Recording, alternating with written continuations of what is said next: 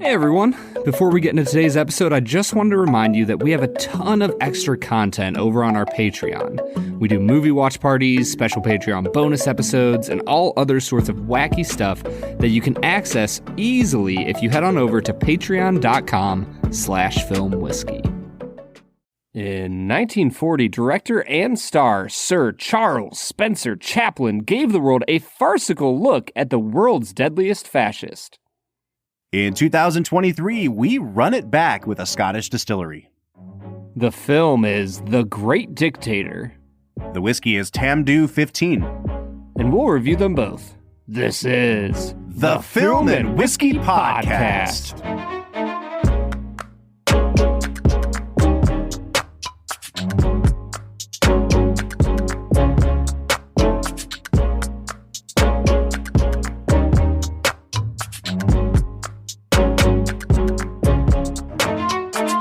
Welcome to the Film and Whiskey Podcast, where each week we review a classic movie and a glass of whiskey.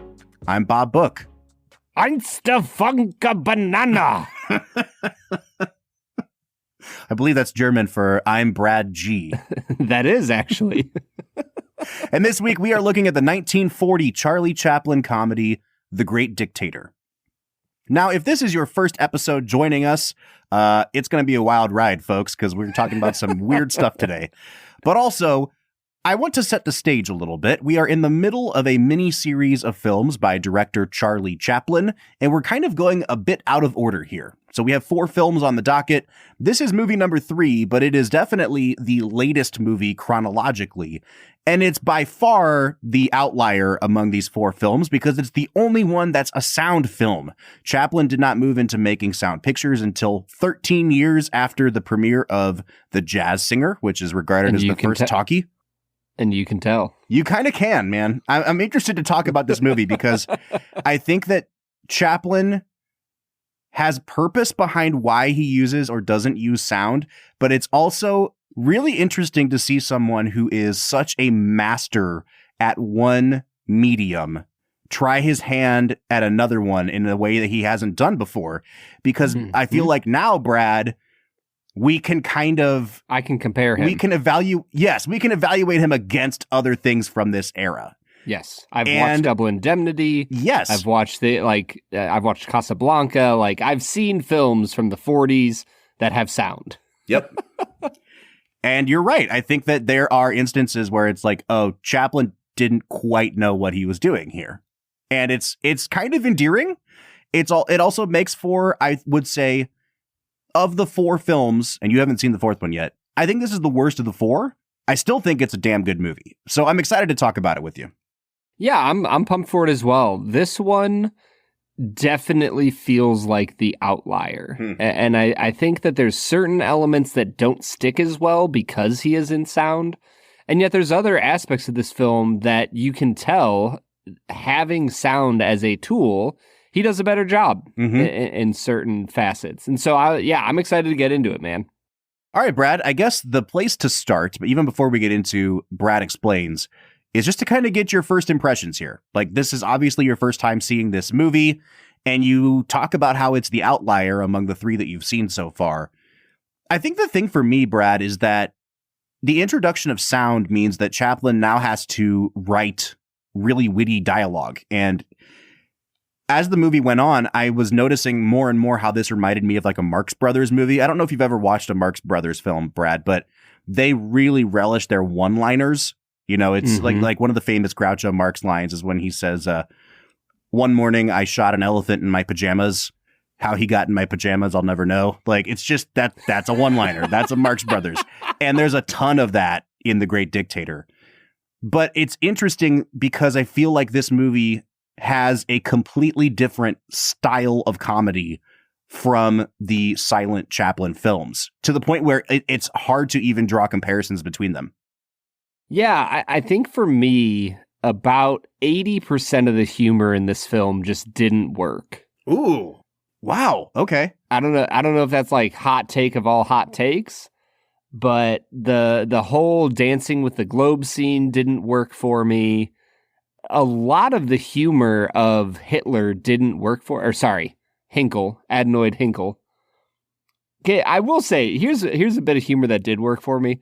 I love the names that he gave everyone. Oh my gosh, yeah.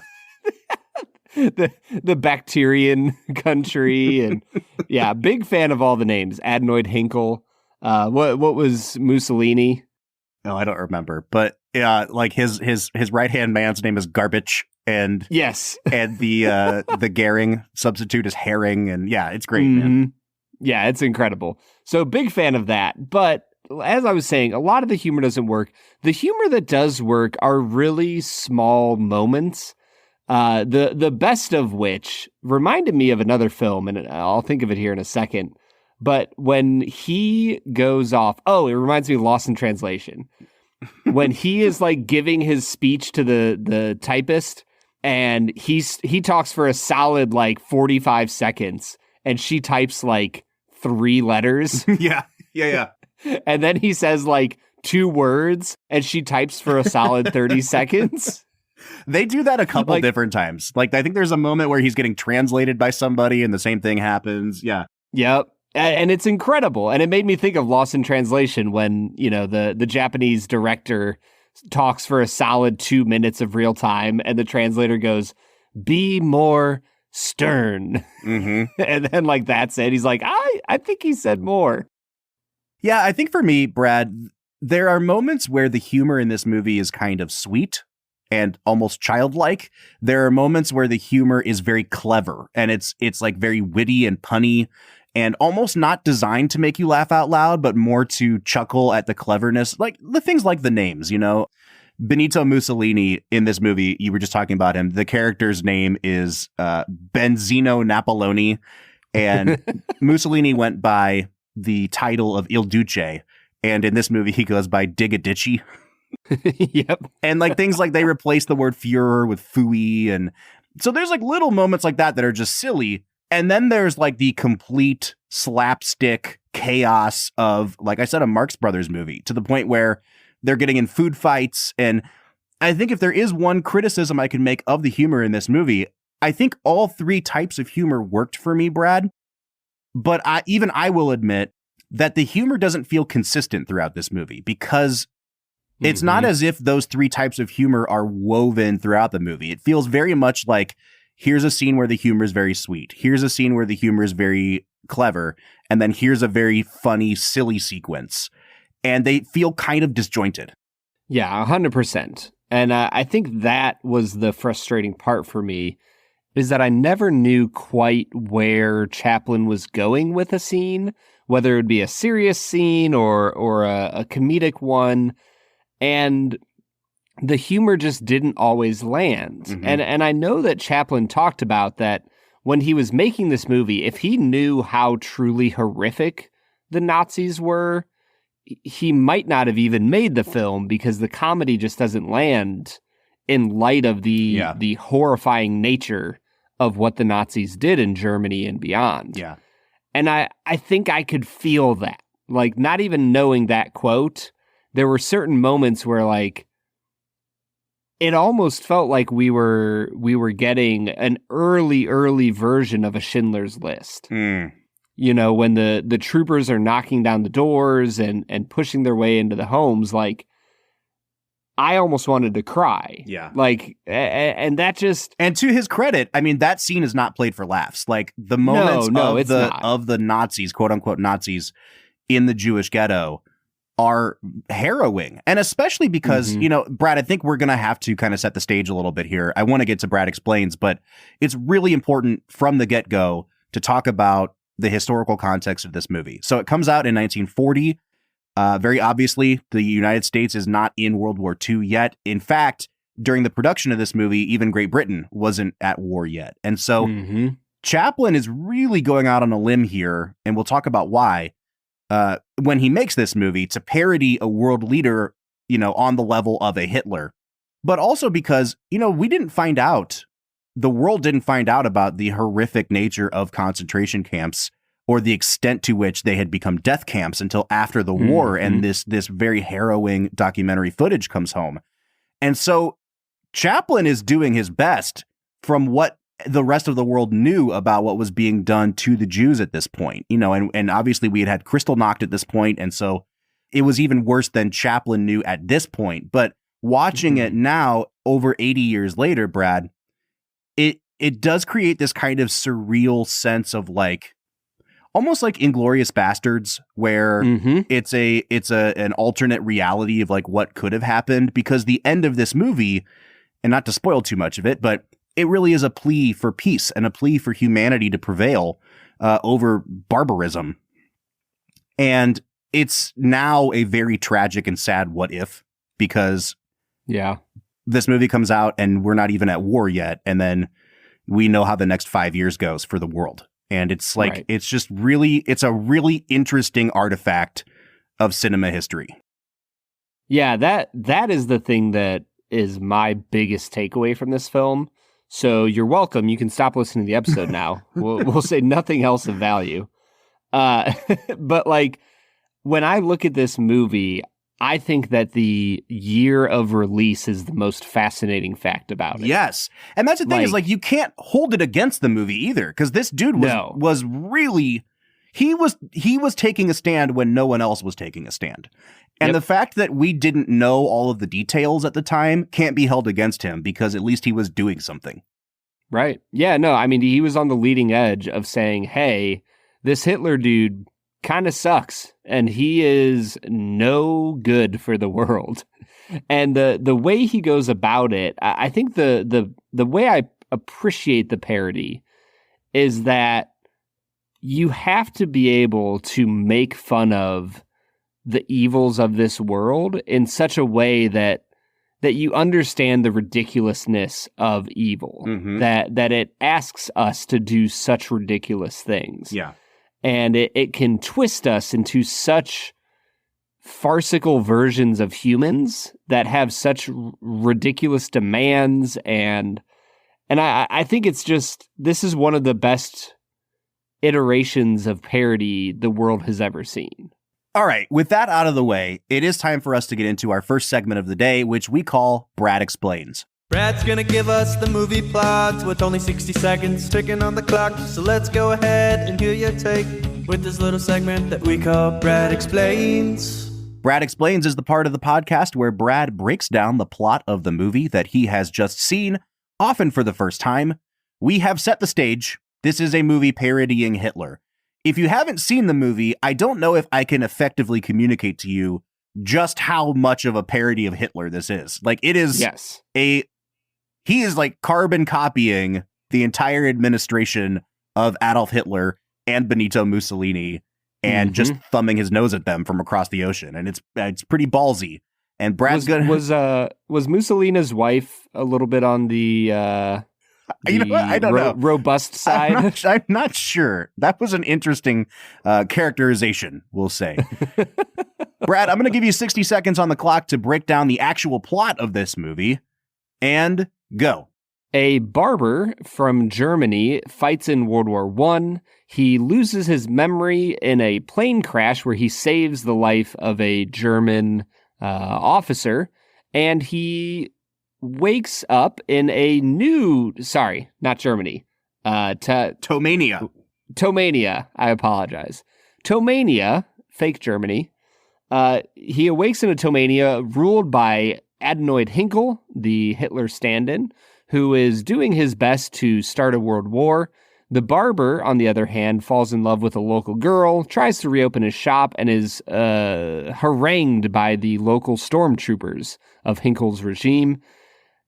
He and the officer are reunited, sent to a prisoner of war camp, escape, and in the midst of escaping, Hinkle is out on a fishing trip and is taken to be the escaped barber. The escaped barber is taken to be Adenoid Hinkle, and he gives a speech denouncing the evils of dictatorial rule. Boom. I think the only thing that is probably the most crucial piece of the whole thing that you left out there, Brad, is that they are lookalikes. This Jewish barber is a doppelganger of the dictator Adenoid Hinkle, and hijinks ensue as a result. Mm-hmm. Not really till the very end, though. Yeah, you know what? That's one of the things that I took away this time around, Brad. I have not watched this movie. In fact, I may have only actually seen this movie once before this watch. I've watched the ending speech 20 times. I don't think I've actually like watched it front to back in probably 10 or 15 years. Yeah. And watching it this time, I forgot that not only do their paths not cross until the end of the movie, but unless you know where the movie is going and that there is going to be an eventual mix-up, you kind of don't really know where the movie's going. Like I don't want to say it feels aimless, but they certainly aren't implying that there's going to be some sort of crazy mix-up here. You can kind of guess it from the fact that Chaplin's playing dual roles, but I don't really think that there's a sense of like forward momentum with these two storylines eventually crossing paths. They just seem like very disparate and like they're not ever going to converge.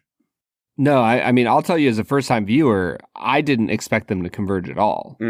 Like the fact that they looked alike was, in my mind, not a result of the plot. It was a result of Chaplin just trying to highlight both characters. Mm-hmm. Like I did not find myself at a single point in the movie thinking that there was going to be a Shakespearean, double identity mix-up until like the very end when you're like, oh, they're going to get mixed up.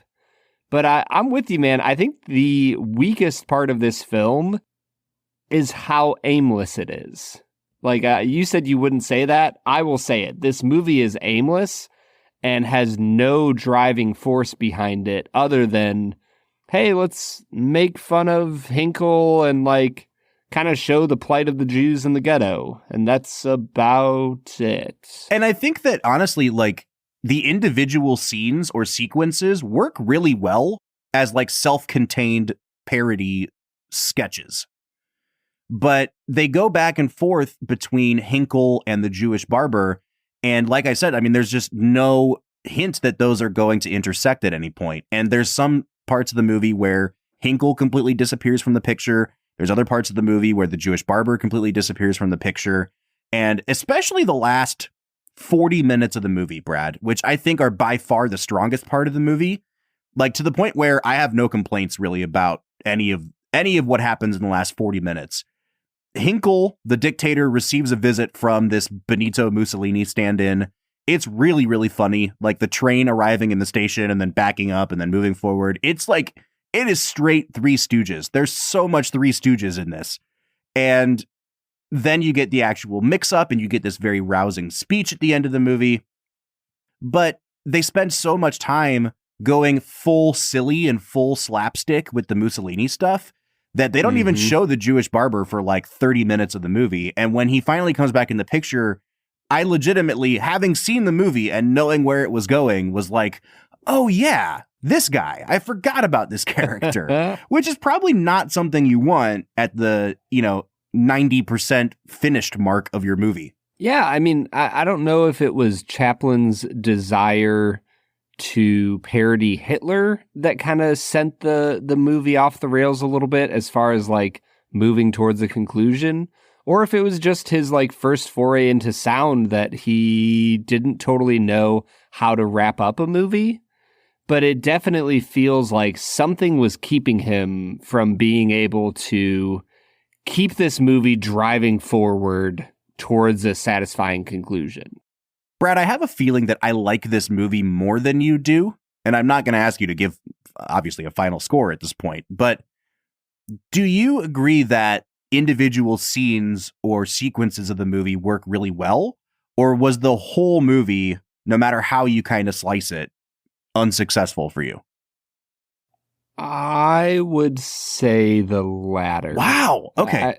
I think that there are individual scenes that work for me, but overall, they never tie together in such a way that make the film motivating, that make the film enjoyable. Like, at the end of the day, I think that this is a really important film. Like, I think people should watch it. I think it's something that helps you understand the history of World War II. So I'm in on this movie. I like it a lot, but not because of the movie itself. Wow. Okay. Yeah. You know what is really funny about this is that I didn't know how you were going to react to Chaplin overall. And as I think back on how we structured this 4-episode miniseries, you know, we did kind of call an audible by not doing Modern Times immediately after City Lights, but I don't even know if starting with City Lights was the way to go, because you had such a great reaction to The Gold Rush, which is a much sillier film. And I wonder if City Lights might have had a bigger impression on you if we had started with The Gold Rush to kind of like ease you into the world of silent movies and then gone to City Lights. But by the time we got to this movie, I was thinking to myself, I really think Brad's going to like this, because he's going to get all the references, obviously, like they're references to one of the most infamous people ever. Yeah. But it's a sound movie, and the way the jokes are structured, the way the gags are structured is so similar to Marx Brothers, to Three Stooges, to, you know, like you've said, Looney Tunes. The Looney Tunes were hugely influenced by this movie.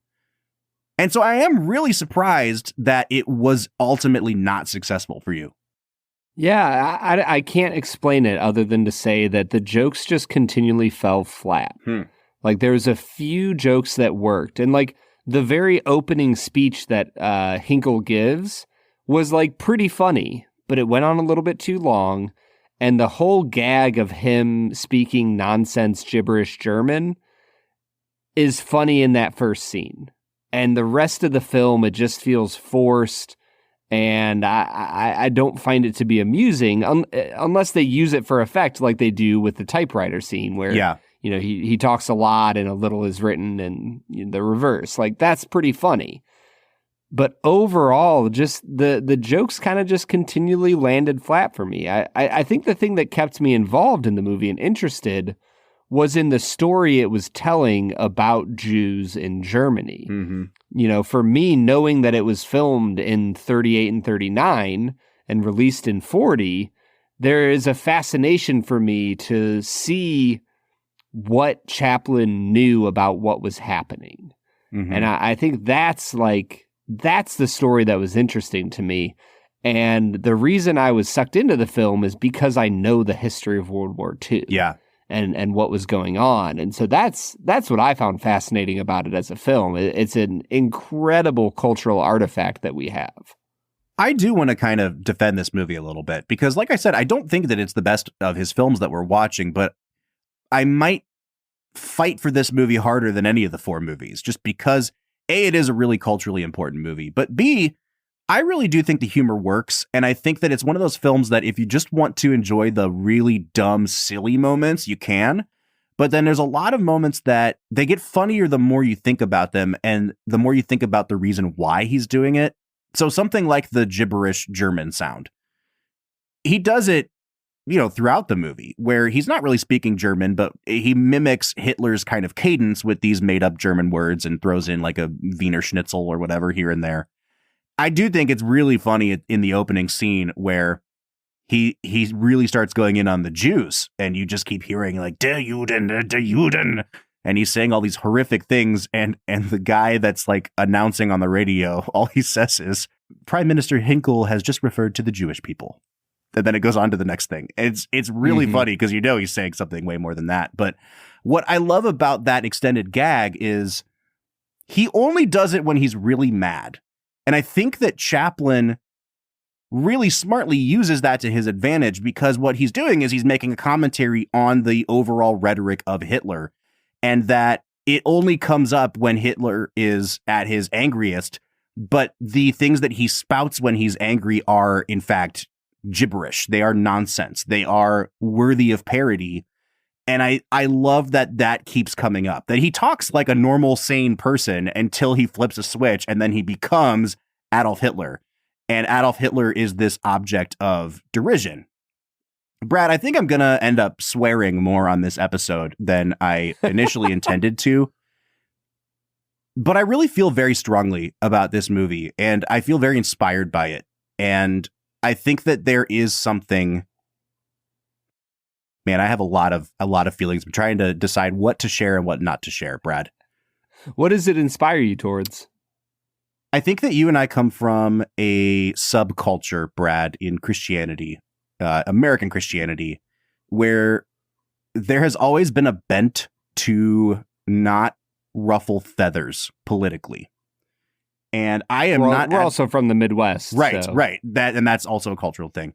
And I'm not advocating for people to just be belligerent, but I think that there are very black and white things that happen in the world, whether it's in 1940 or 2023, and that every once in a while, I think that the ethically, morally right thing to do is to stand up and say, "F that guy." And I love that Charlie Chaplin continually paints Hitler not just as a buffoon, not just as an object of derision, but actively sets him up as a way to say, "F this guy." Why am I going to do this? Because f him. That's why. Like, the Nazis are like, do you know what I'm saying? Like, I like it when works of art have the purpose behind them of because f him. And especially when it is somebody as heinous and purely evil as Hitler. And I just think it inspires me, I mean, to swear a lot on this podcast, but also to not take a back seat and not wait it out, which was the policy of America at this time. Yeah. No, there's so many people in America that were isolationists at this point that were saying, like, we got involved in the last one and this is, European problems. We don't need to get involved here. I think that Chaplin is brilliant in what he does here. If you want to come at this movie from the cultural significance, viewpoint, I'm 100% with you. Like, the fact that Chaplin had the balls to get up there and just completely rip him apart is beautiful. I'm just going to take on the role of a film critic here, Bob. For sure. Because somebody needs to do it, and I know I'm the true film critic here. Of course. And say that the movie's just okay. Man, I wish this worked for you more. Here's the thing, man. It works for me in certain ways. It's just not. I wish that he had made 3 other sound films before he made this. Yeah, I get that. I think that's the key thing for me, where I'm just like, bro, like, either don't direct this, have a co-director or somebody, or make other movies first. Like, I know he took a long time on his films, but at least make one other sound film before you take on, I don't know, parodying Adolf Hitler. Yeah. Yeah. I mean, see, and I just think that it works better than you do. And to complete the setting of the table here, historically, I do want to talk about, like, what Chaplin put on the line to make this movie. Because, he is the most famous person on earth throughout the 1920s. He makes City Lights. It's a big success. He makes Modern Times. It's a success. But, like, he has now become, isn't it cool that Charlie Chaplin is still making movies? You know what I mean? Yeah. People respect it. People go see it. He's not the phenomenon that he once was. He has a boatload of money, but he still has his reputation to protect. And I feel like at some point, Brad, we will talk about Chaplin's kind of personal peccadillos that he is always kind of trying to keep hidden so that his reputation can remain unblemished in the public eye. And yet here he is. He's making this movie. He decides he's going to make a movie about Hitler for a myriad of reasons. Back in the early 1930s, he went to Berlin to premiere, I think it was City Lights, and he got mobbed by the people, and there was so much adoration and adulation that it actually pissed off the Nazis. And so they started producing like a pamphlet or something about him where they kept calling him a Jewish comedian, even though he's not Jewish. They just wanted to paint him in a negative light. And so his history with the Nazis is well documented, and he's ready to get back at them. Yeah. But at this time, even Great Britain is like, we're not going to show this movie. We will outright ban this movie from being shown in our country because they were under an appeasement policy. And so he kind of self-finances almost the entire budget of this movie. Roger Ebert says he put up $1.5 million of his own money, which in today's dollars would be about $32 million. He spent $30 million or more of his own money, not knowing if he was ever going to make it back, not knowing if it was going to totally tank his career, because he felt like somebody had to say something. And damn it, Brad, I wish this movie worked better for you, because I wanted to make that declarative statement of like, and it did. He did say something. Yeah, he did. 100%. I'm going to keep saying it, Bob. I like the statement that he made. Yeah. Although I think his final speech might be one of the saddest artifacts of this film for a variety of reasons. And we can get into that after the break. But there's so much about this movie that makes the historian in my soul go, oh, like this is a fascinating thing. Well, Brad, I think maybe this is a good place to hit pause then. We'll come back after the break. We'll actually talk about the performances in the movie.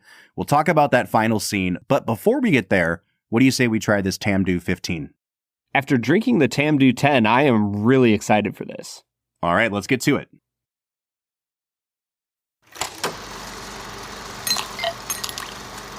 All right, so today we are checking out Tamdhu 15. Last week we tried Tamdhu 10. I would encourage you to go back and listen to that review because we give a lot more background than we're probably going to give today, Brad. Tamdhu is a Speyside distillery in Scotland, Speyside being one of the whiskey distilling regions of Scotland. We really liked Tamdhu 10, Brad. It was a single malt. It was aged entirely in sherry casks. I think that's the same thing we're getting this time around. Yes. Yeah, 100%. It is aged in sherry casks. Sherry is a fortified white wine made in Spain primarily. And so you get a lot of grape flavor on this. Well, I am just now cracking my bottle, Brad. This comes in at 92 proof. As we said, aged 15 years. There is some beautiful color on this, Brad. The color is drastically darker than the 10-year was. Yep. Yeah, it is one of the more beautiful colored scotches I've ever seen. A lot of times Scotch can kind of come in a little lighter on the color palette, and this one has really beautiful, deep, caramely amber colors to it.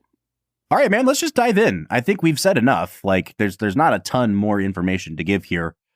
I'm going to talk about the nose here, and this has one of the most potent, dark grape-forward sherry noses I've ever tried, Brad. Yep. It reminds me of the Nomad Outland that we have, just in terms of the sheer decadence. But it's a lot more like plummy than that. Like it really smells like plum, like prune. Really, really, really nice. I will say that towards the very end of the nosing experience, it kind of tipped into like a little bit of almost like a cherry Robitussin for me. And I hate when I think about Robitussin. Like I just have scars from my childhood from that. But overall, a really great nose. I'm going to give it a 9 out of 10. Yeah, I think that this is a really solid nose. For me, the grapes came through very, very strong. There's some orange zest. The barley is present throughout. There's almost like a creamy, cheesecakey feel to it. And the longer I sit with it, there's some notes of like an allspice coming through. I think it's really solid. I'm going to sit a little lower than you at an 8 out of 10. All right, let's get into the taste, Brad. I just had my first sip of it. I really like this. I think it's entirely more complex, and it has a lot more of a punch to it than the 10-year did. You can hear my mouth watering over here. Oh, I try not to make lip smacking sounds, but I can't help it today. This is real prickly. And again, it reminds me of some Highland scotches we had in the way that the alcohol manifests. Like this drink's kind of like a Glenmorangie on the tongue, but way more grape, way more prune. And honestly, I think that the Robitussin kind of comes back a little bit. It tips into being a little bit more medicinal and bitter towards the back end, kind of like a bitter cherry. I don't know how to score this, Brad, because it's a really thick, pleasant mouthfeel that leads into some kind of slightly unpleasant, bitter fruit notes. I think I'll give it a 7.5, though. Yeah, I actually like the taste here a lot. I give it an 8.5 out of 10. I think that for me, the bitterness that you're talking about, for me, it was like a really strong tart flavor that reminded me of like some dried cranberries. There's some grape jam notes going on, like a really nice, thick grape jam. There's some almonds nuttiness that hit me.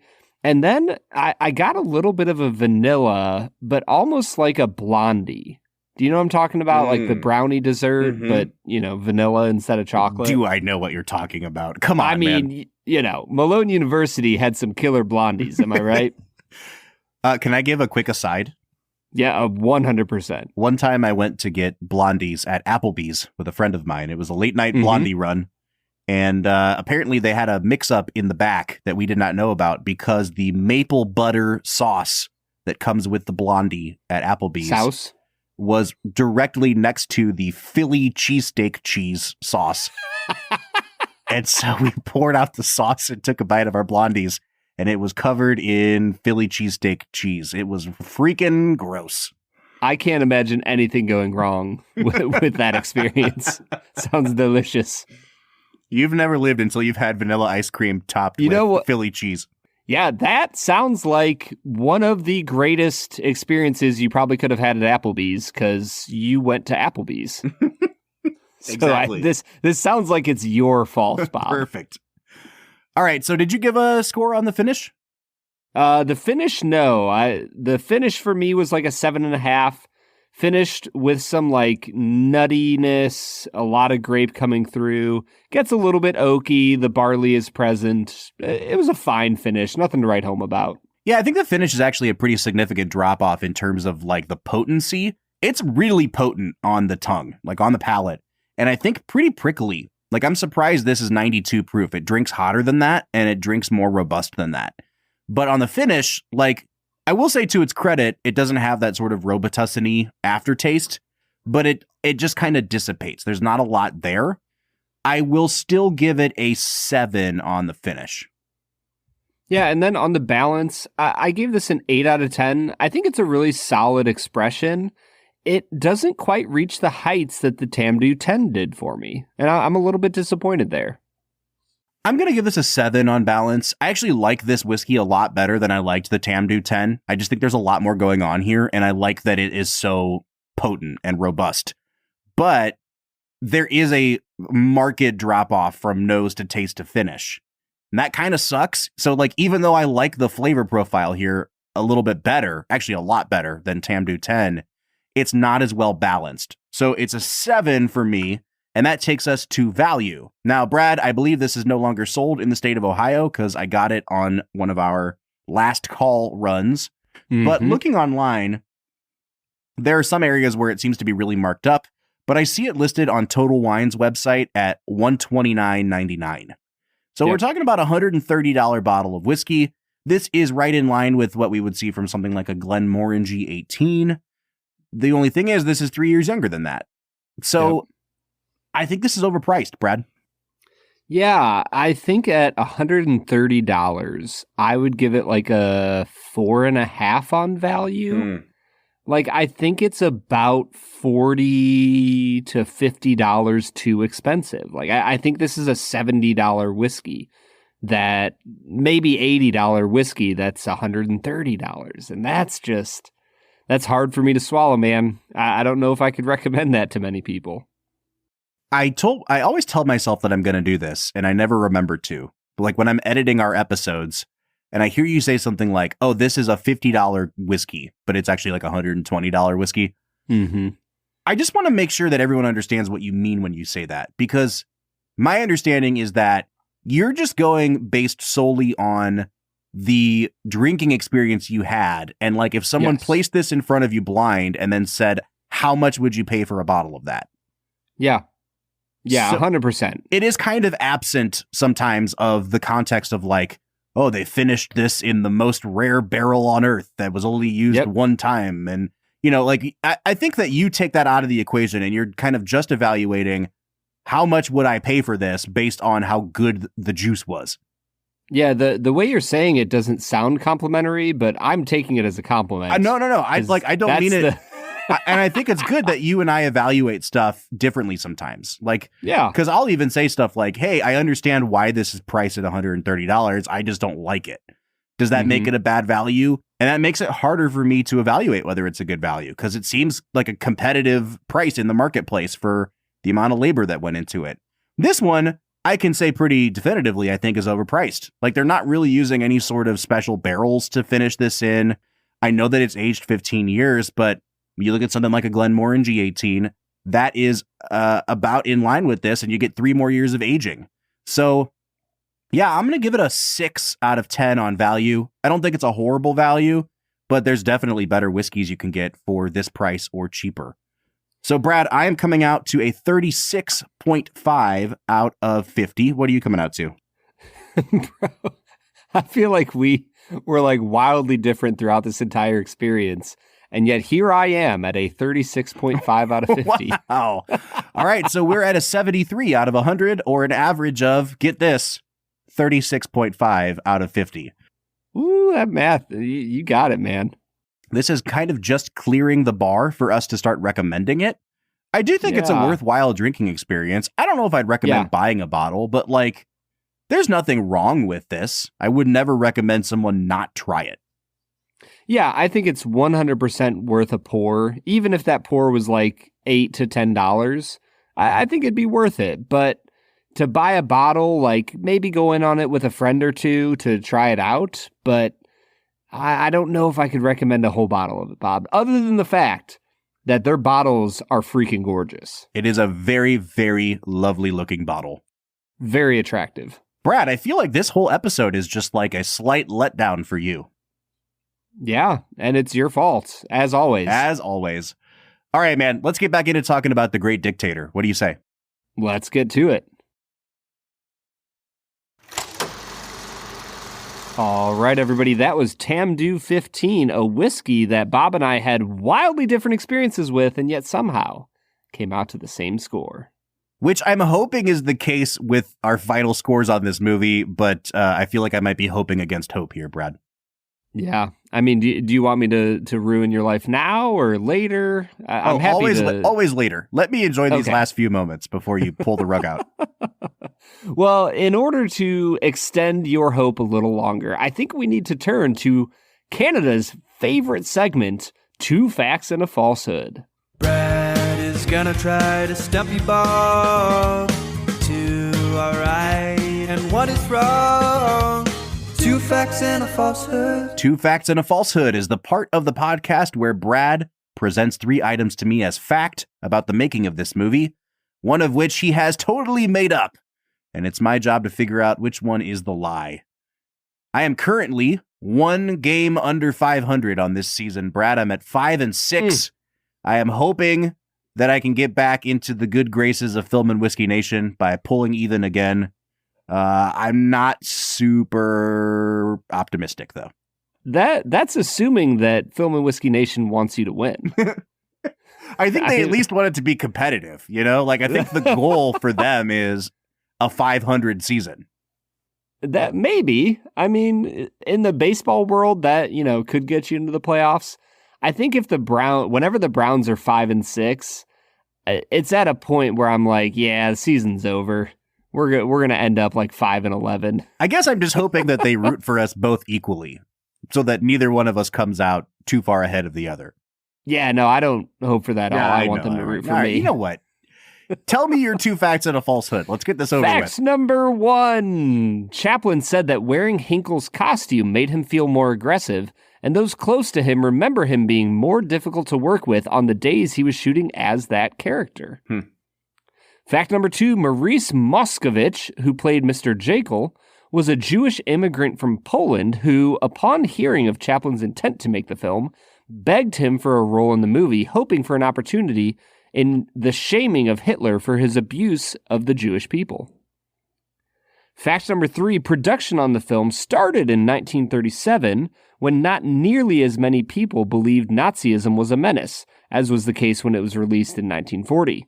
However, the film was ultimately upstaged as the first anti-Nazi film satire by the Three Stooges production of You Nazi Spy, which also was released in 1940, 9 months earlier.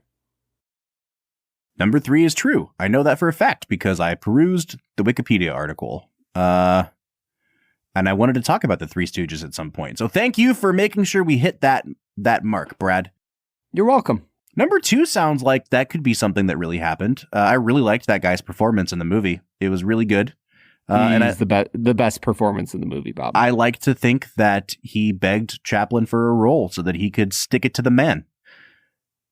And because of that, I think I'm just going to pretty easily settle on number 1 as the falsehood. I don't know if it is, but I like the narrative that I'm constructing here. So number 1 is false. I like the narrative that I constructed in number 2 being the falsehood. Damn it! You did. You constructed the best narrative. Why would you do that to me? 100% did. Now I'm sad. Oh, all right, I'm man. at 5 and 7 on the year. Man, this sucks. It's like a true Cleveland Browns football season. It's like we just received our first visit from Pittsburgh, you know, when like the season's still hanging in the balance and you just got to either beat the Ravens or the Steelers. And then they just wallop They you. just accelerate the downslide. Yeah. Yeah. All right, man. Oh, man. Let's talk about the performances in this movie. So this movie is nominated for 5 Oscars, including Best Picture. It's nominated for Best Actor for Charlie Chaplin. I think it is very well deserved for playing 2 roles, both of them very convincingly. It's also nominated for Best Supporting Actor for the guy that plays Mussolini, who is, he comes in for the last 30 minutes of the movie and just drains 8 threes in a row. Like, he is the Duncan Robinson of this movie, and he's freaking great. But it sounds like, Brad, you think that there's somebody else in the cast that's even better than both of them. Yeah.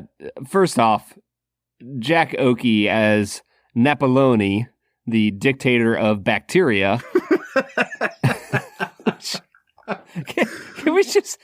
He didn't even like try to make a play on words with Italy or anything. No, he just called them bacteria.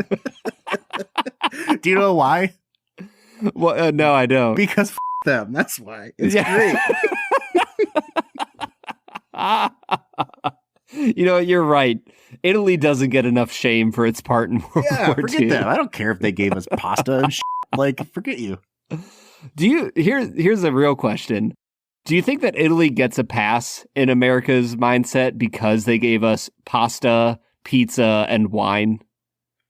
I'm not going to comment on that, Brad. Let's move forward. What you're asking me is, do carbs cover a multitude of sins? And I don't know how to answer that. Maurice Moscovitch as Mr. Jekyll, incredible. Yeah. He's actually from the Russian Federation at the time. He's from Ukraine. Oh, wow. Okay. Yeah, he's a Ukrainian guy. He was incredible. He just had the gravitas that you need for a movie about the ghetto in World War II. Mm-hmm. 100%.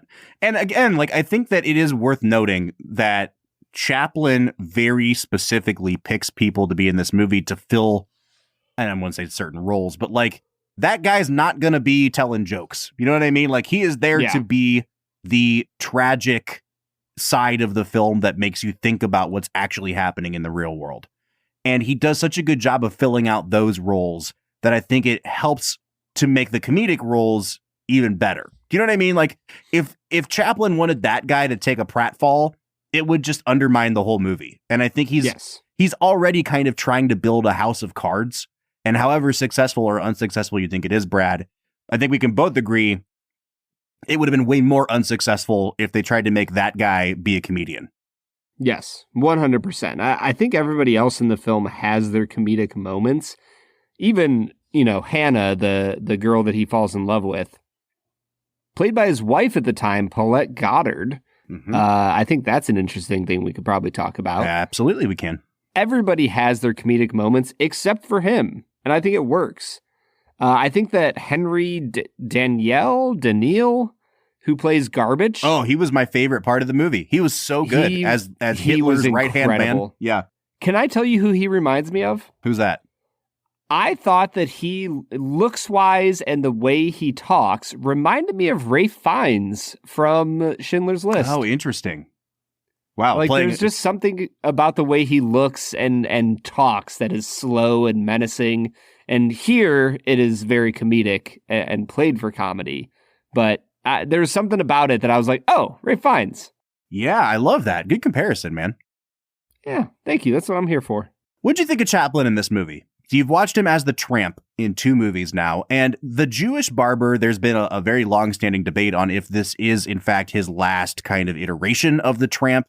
He always said, like, it's not really the tramp, but it allowed me to play silently in a lot of ways, because the opposite of that is screaming at people. And that's what I did as Hitler. Yeah. I love that I love that they do kind of like modify. He's clearly wearing like a riff on the tramp's costume in a couple scenes, but it's like the clothes are much nicer. They're not quite as tight or as baggy as they are with the actual tramp. So I don't know, man. Like, what? First of all, do you see this as a tramp character? And then secondly, overall, what did you think of Chaplin in this movie? I mean, I think that if you look at the tramp as a character who evolves over time, this feels like the final evolution of the tramp. Like, he is mature in a lot of ways. He has a streak of white in his hair. He falls in love and seemingly like does his best to save her, even if it doesn't mean that he ends up with her.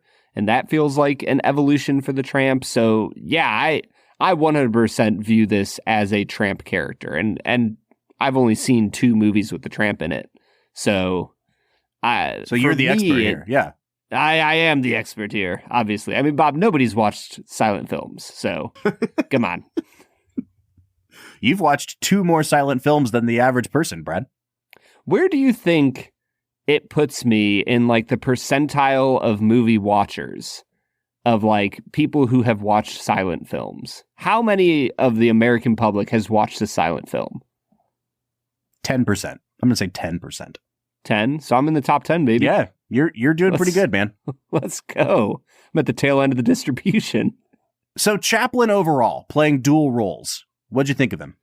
Solid. Yeah. I think that as Hitler, as Hinkle, Adenoid Hinkle, I think he does a really phenomenal job of portraying the ridiculousness of Hitler, and the way he feminizes him in a lot of ways, and the way he shows the change of moods, I think is where his parody lies supreme. And then as the barber, I think it's the moments where he's authentic that he's at his best. There's definitely some moments where he's being ridiculous that it doesn't feel real to the character or the story that's being told. Yeah, I'm with you, man. I think that what I really love about the Jewish barber character, and I also see it as a tramp, like it doesn't have to be the little tramp to be a tramp. Because the thing I love about the tramp character, and we talked about this with the Gold Rush, is he might be naive or he might be unaware of things, but he's not an idiot. And he learns valuable lessons a lot of times the hard way. And that's what makes us empathize with him. And boy, oh boy, does this guy learn lessons the hard way. It's unfair. Mariah Gates, when she was here a few weeks ago, talked a lot about how the tramp is always kind of the victim of systems that he has no role in building. Like he's always on the butt end of that. And this is obviously one of those moments. But just having him be a guy that was in a mental hospital for however many years and just now getting released and not knowing anything about the political climate of his country, not knowing that this dictator is in power, and then being genuinely naive and curious and not know how to salute and say, "Oh, Hail Hinkle," and whatever. I think that's what makes it a tramp character. I really loved his performance here on both fronts. Brad, I do think we should touch on Paulette Goddard really quick. We're going to talk about her next week because she's also the female lead of Modern Times, where I think she's even better than she is here. Paulette Goddard is a really interesting character or figure in Chaplin's life. They're married at this point. They had a long-standing affair. Her career kind of suffered a lot as a result of being associated with Chaplin.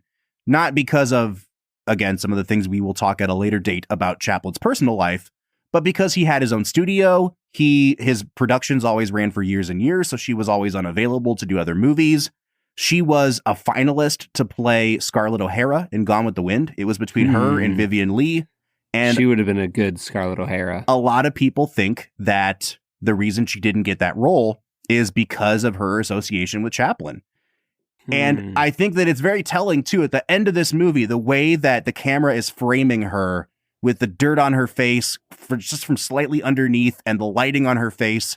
It is like an exact replica of that scene where Scarlett O'Hara stands up and says, as God is my witness, I'll never go hungry again. And I think that was Chaplin kind of getting back at Selznick for not casting her as Scarlett O'Hara. I think she's really good here, but I can't wait for you to see her in modern times. Yeah, I thought her performance was really wonderful. I think that what makes her so endearing is the fact that she doesn't even try to have any sort of accent.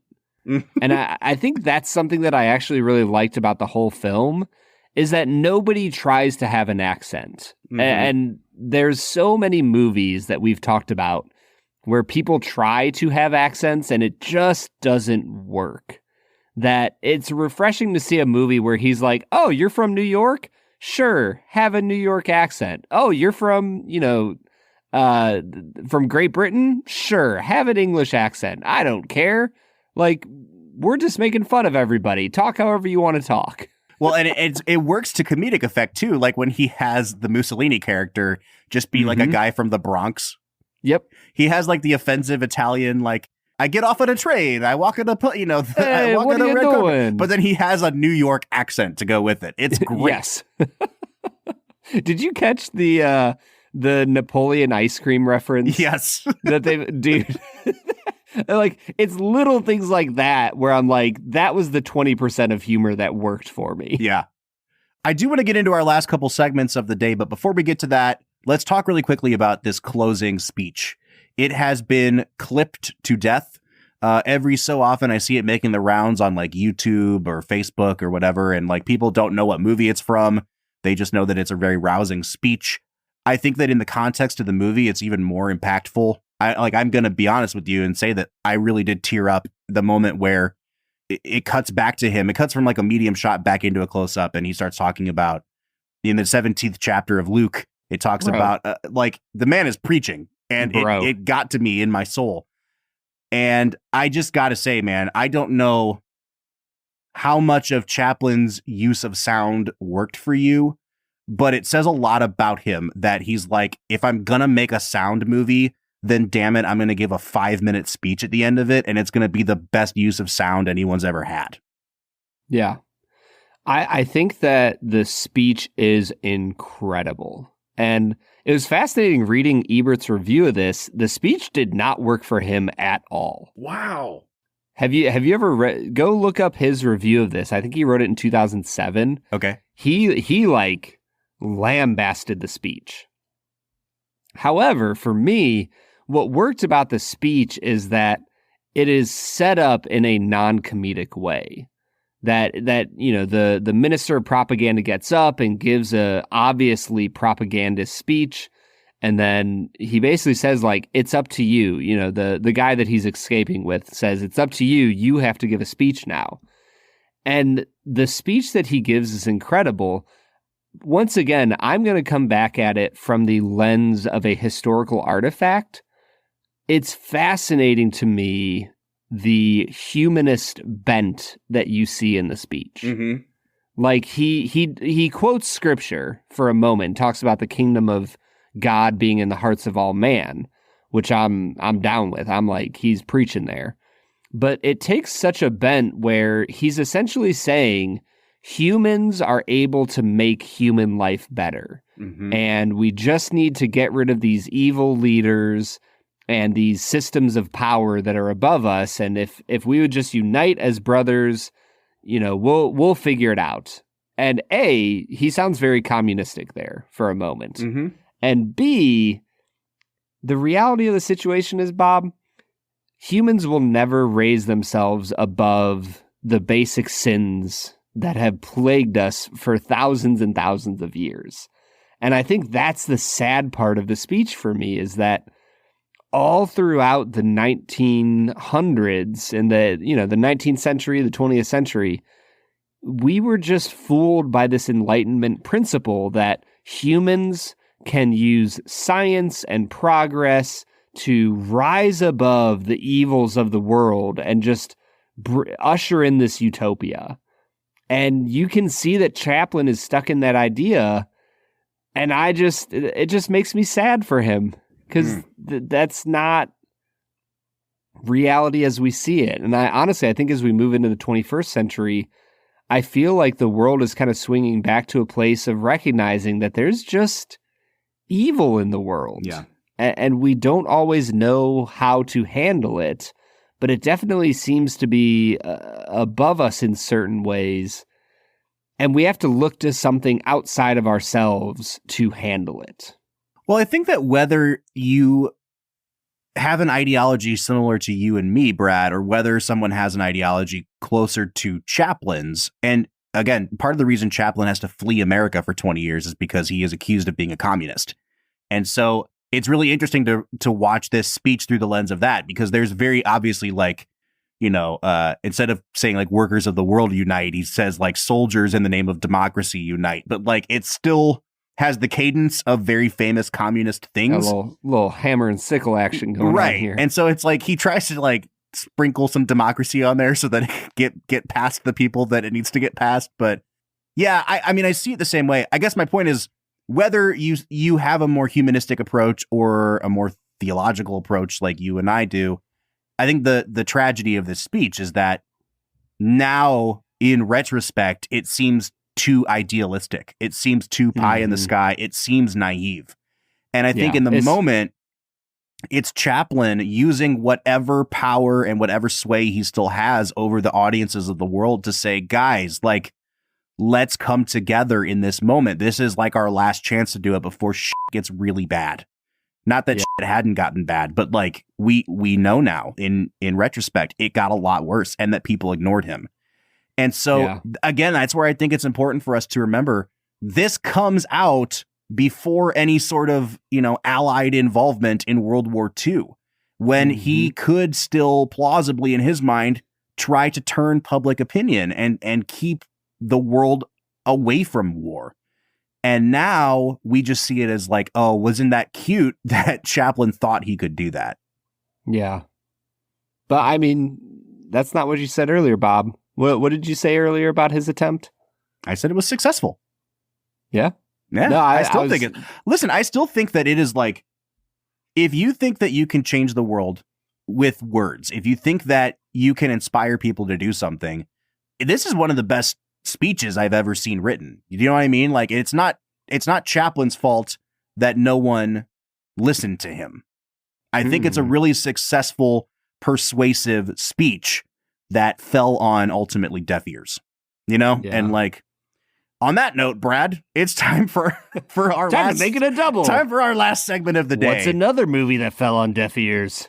This segment is called Let's Make It a Double. We're near the end of the episode, so thanks for listening to the Film and Whiskey Show. Let's pair another film with this one, even if it's a struggle. It's our final segment of the day, now let's make it a double. Let's Make It a Double is the part of the show where we pair this movie up with another to make a perfect double feature. Brad, I'm really curious, because this movie didn't entirely work for you. What direction are you going here?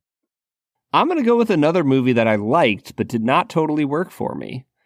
I'm going to go with Inglourious Bastards. Yeah, I think it's a good call. Yeah, I like, as I was watching this, I was like, yeah, it's a reimagining of World War II. There's aspects of it that didn't work, but ultimately it's a really fascinating movie. You know, I've been talking about the Marx Brothers a lot on this episode. I think that the one that I would pair this up with is their most famous movie, which is called Duck Soup, which is also, I mean, it's not directly parodying any country, but it has invented European countries and rulers and dictators. And I think it's a perfect pairing with Duck Soup. Anytime you get food fights and one-liners, it's going to be a good double feature. So Brad's going with Tarantino. I'm going with the Marx Brothers.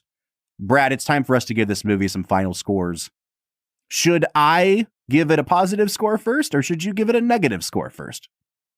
I mean, you know, negative would be like 5 or under, you know, if 5 is the halfway point. So I will go ahead and give it the positive score of 6.5. Ooh, man, I'm just shocked that it didn't work for you to the extent that it didn't work for you. Yeah, it just wasn't funny. Yeah, well, neither are you. And that you're not funny. Fine, sure, whatever, Bob. I'm gonna give it an 8.5, and I gave The Gold Rush an 8.5. And I think it's one of those moments where it's like, I know I gave these movies the same score, but they're for very different reasons.